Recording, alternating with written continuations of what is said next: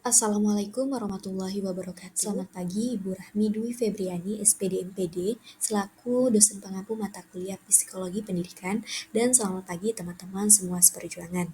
Pada kesempatan kali ini, kami dari kelompok 6 akan menjelaskan materi mengenai pemrosesan informasi dalam belajar.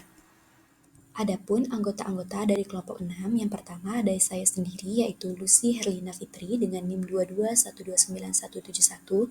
Yang kedua ada Valerie Kurnia Darlis dengan NIM 22067013 dan yang ketiga ada Suhami dengan NIM 22063016. Adapun submateri yang akan kami paparkan pada video ini yang pertama adalah mengenai pengertian sensasi, atensi atau perhatian, persepsi, serta kaitan ketiganya.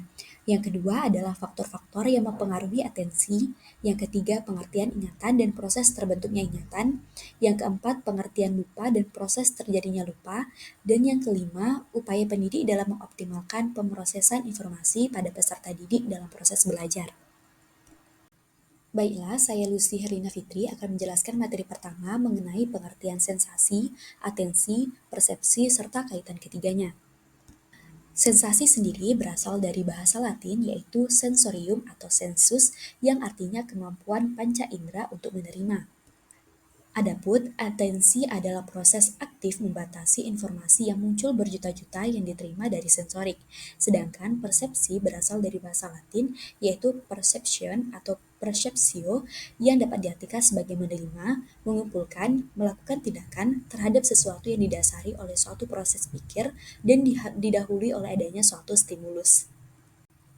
Baiklah, untuk materi selanjutnya kita akan membahas mengenai kaitan antara sensasi, atensi, dan persepsi.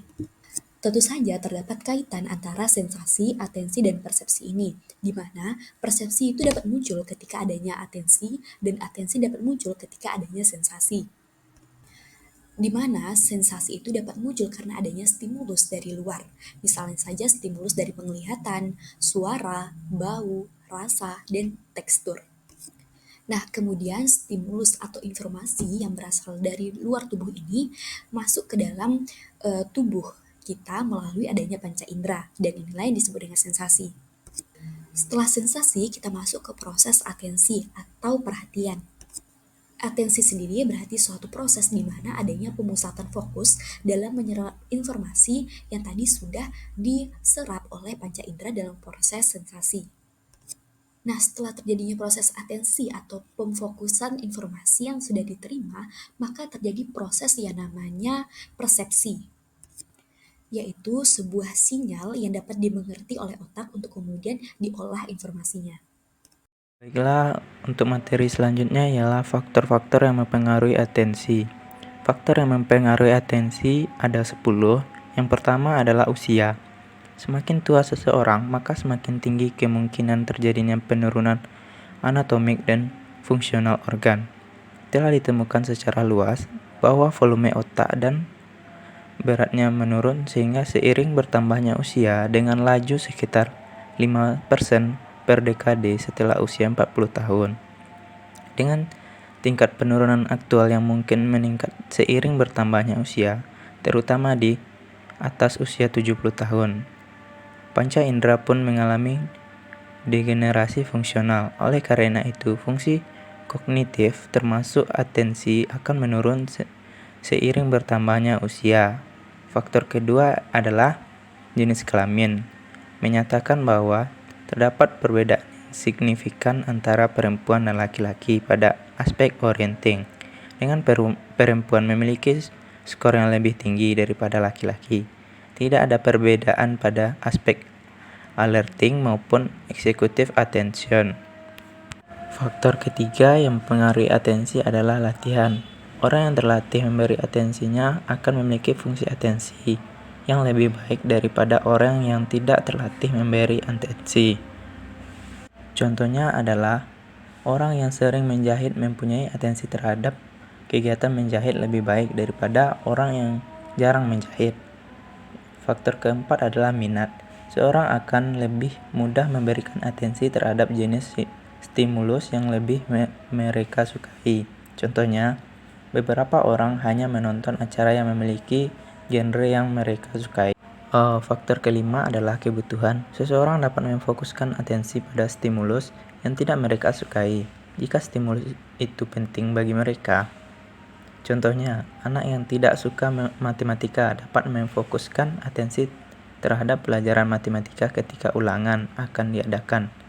Selanjutnya adalah preparatory set. Apabila seorang diberitahukan akan ada stimulus yang mengharapkan respon akan muncul, maka respon yang sesuai akan difasilitasi oleh diri sendiri. Faktor ketujuh adalah intensitas atau ukuran. Bukti interaksi antara intensitas dan harapan menunjukkan bahwa intensitas visual dapat mempengaruhi waktu yang diperlukan untuk mengalihkan atensi ke stimulus yang tak terduga. Faktor kedelapan adalah kebaruan. Penelitian oleh Banzig dan Duzel pada tahun 2006 menunjukkan bahwa keinginan belajar manusia didorong oleh kebaruan stimulus. Faktor kesembilan adalah kontras. Hampir tidak mungkin untuk mengabaikan teks yang disorot karena kontras yang dibuat oleh highlight, materi visual dan instruksional yang kontras dapat bermanfaat untuk mendapatkan perhatian. Terakhir adalah emosi. Menurut Villemure tahun 2005, perhatian mengaktifkan beberapa bagian otak yang sama dengan emosi. Materi selanjutnya ialah pengertian ingatan dan proses terbentuknya ingatan. Ingatan adalah kemampuan individu untuk menyimpan, memproses, dan memunculkan kembali pengalaman atau informasi yang telah didapatkan pada masa lalu untuk digunakan pada saat ini atau untuk masa mendatang. Adapun proses atau tahapan untuk terbentuknya ingatan, yang pertama ialah memasukkan pesan dalam ingatan atau encoding, mengacu kepada pengubahan fenomena fisik yang diterima oleh indera menjadi sejenis kode yang ditempatkan dalam memori. Yang B, penyimpanan ingatan atau storage, mengacu kepada cara individu menahan informasi yang sudah disimpan dalam memori. Yang C, mengingat kembali atau retrieval, mengacu kepada bagaimana individu memperoleh akses menuju informasi yang sudah disimpan dalam memori. Ketiga tahapan daya ingat di atas tidak berdiri sendiri atau terpisah, melainkan saling berkaitan dan bergantung satu sama lain. Baiklah, masuk ke materi selanjutnya yaitu pengertian lupa dan proses terjadinya lupa.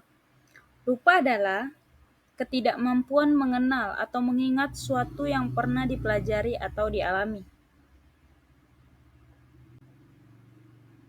Proses terbentuknya lupa. Tahapan pertama yaitu materi yang sudah tersimpan namun tidak pernah diingat, maka lambat laun materi akan hilang. Tahapan kedua, materi mengalami perubahan-perubahan secara sistematis. Tahapan keempat, melupakan suatu karena menakutkan atau mengerikan yang disebut represi. Tahapan ketiga, ketika mempelajari hal yang baru, mungkin hal-hal yang sudah kita ingat tidak dapat kita ingat lagi.